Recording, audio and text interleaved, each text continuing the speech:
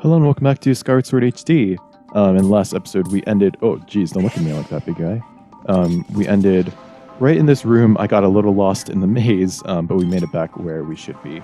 Just blow these guys off the wall. You guys don't want to come down? Okay. Guess we'll just do it the old-fashioned way. Oh, we can push down this block for easier access, and we can just climb back up there. Let's see if there's any more bombs. Or a heart, I'll take that. And climb up this ladder. Oh, jeez. Alright, let's get all this dust out of here. This is a nightmare for someone like me who has dust allergies. I've had them ever since I was a baby, so I really can't imagine the state of Link's sinuses as he walks through this facility.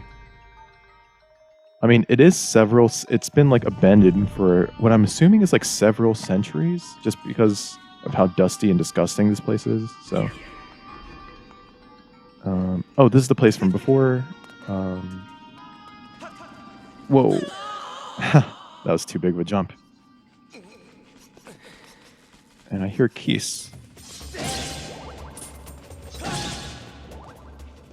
Let's drop down there we go. Alright, and now let's go back to the main room. There were two doors that were locked. One of them was locked with like a physical lock, and the other one was locked due to a switch.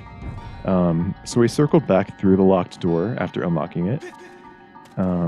There's the one on the left, but now this door is still locked. But now that we have this gust bellow, I'm sure that there's something we can do. There it is, a switch. Get out of here. So what we have to do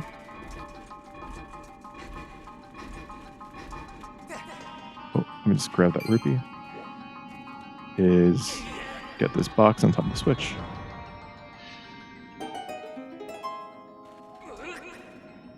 Alright, there you go. And that's unlock the door.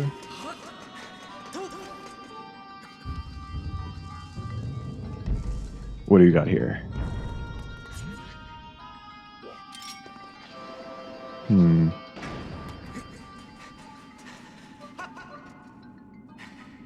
Okay. Alright. I almost ran out of stamina there. I wish I had some stamina fruit around, but they don't seem to. It's fine. Get out of here. Oh, jeez, there's a lot of them. Oh my god.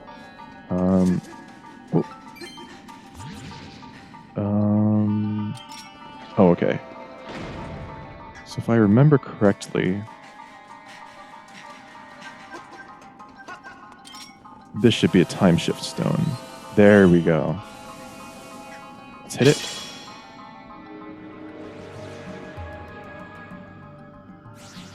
Ah, and it's all chasms. Yeah, so it must have been centuries for this place to have filled up with sand and dust. I mean, look how deep that thing goes. And now we have that beautiful music back. And like I said in the last episode, it's a little more dynamic and there's more instruments when we're in the past.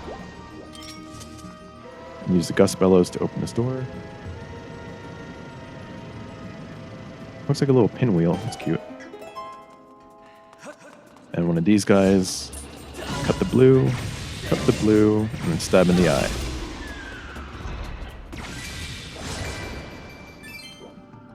Fiver, I'll take it.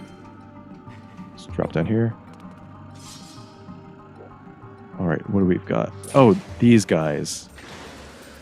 Can I shoot a missile? And shield bash. And now he's sending off his little drones. Come on, one more shield bash. Should do it.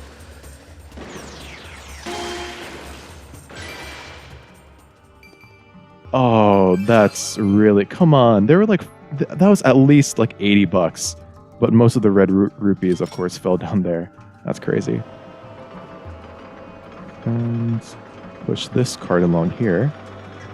So that we can climb on.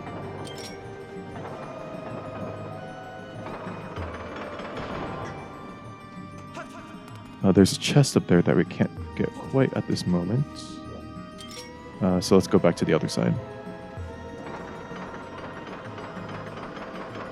The top of this like cart here reminds me a lot of oh crap, I can't remember the name of the Pokemon at the moment, but it's like the screwdriver Pokemon. Hopefully you guys know what I'm talking about. I'll include a picture so you know. But yeah, I wasn't a big Pokemon kid growing up. I was way more into... Well, actually, I wasn't a big video game kid growing up.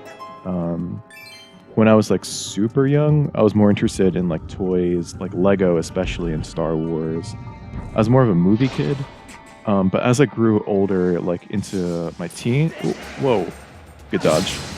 But like once I got into like 5th grade, that's when I started like kind of getting into video games, I would say.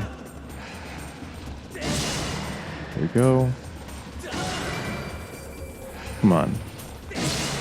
There we go.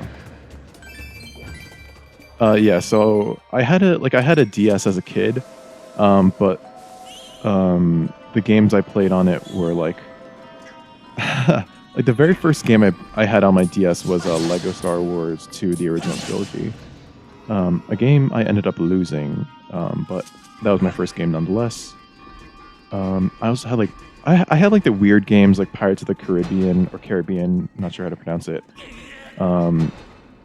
Like Ratatouille. Like I had a bunch of the games that they don't really have like longevity.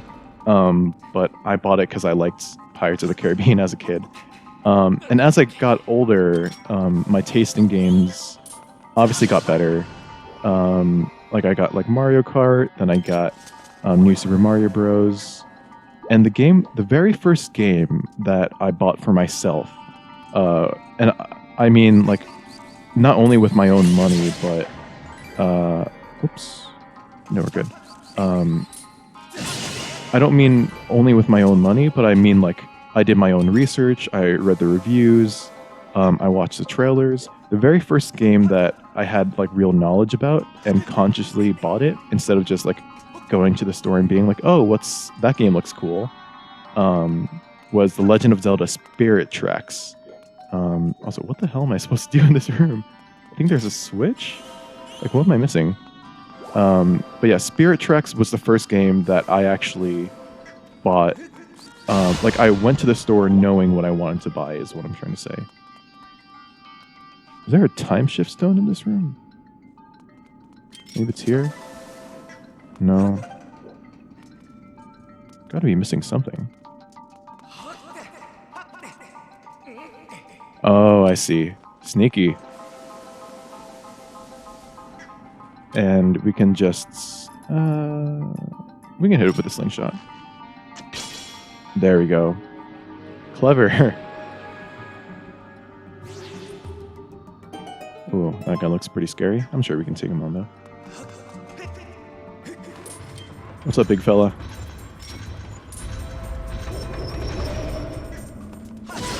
One hit there, and then stab. There we go. So yeah, it's my way of saying I did not grow up on Pokemon. I watched the show a lot when I was a kid.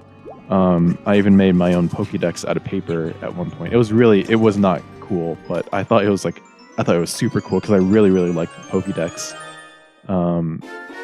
Awesome, we got the dungeon map. And it shows us... Ooh, we've missed quite a few chests. I'll be sure to get those either on screen or off screen, but I will not finish this dungeon unless I have all the chests, so don't worry. But yeah, I didn't grow up in Pokemon, and the very first game I did buy for myself was a Zelda game. And Spirit Tracks actually is my 5th favorite game of all time. It's a very, very underrated Zelda game, because it was... First of all, it was still in the period where people didn't appreciate Wind Waker's graphics. So it came out in like 2009 or so. And in case you guys don't know, like the whole Wind Waker, I don't want to say controversy, but there are a lot of people who are displeased with the Wind Waker's graphics. Hang on, let me take care of this guy first, and then... Let's see, roll it. There we go. Ah, okay. So there's a submerged path that we can follow. There we go. Whoops. Evidently not. Am I going the right way? That's a little more to the left. There we go. No. Oh, shoot. But yeah, if you guys don't know about the Wind Waker quote-unquote controversy, the last game to be released before Wind Waker was Majora's Mask, and that used the same graphics as Ocarina of Time. And I believe there was some kind of presentation. I don't think it was like E3 or something, but it was like one of those kinds of conventions. And Nintendo showed off their new system, the GameCube, and they showed this really, really cool animation of Link and Ganondorf fighting each other with swords. And it was in the style of Ocarina of Time, but the graphics were much more improved, and it looked really realistic. So people were like, oh my god, this is what the next 3D Zelda game is going to look like. And then Wind Waker came out with its very cartoonish aesthetic, and people were pretty pissed, to be honest. So much so that the game after Wind Waker, Twilight Princess, went in the complete different direction. It didn't, or the next 3D game, I should say. Twilight Princess its art style is very, very what we would consider realistic, very gritty. It's exactly what people were expecting after that presentation. Oh, where's the path? Here it is.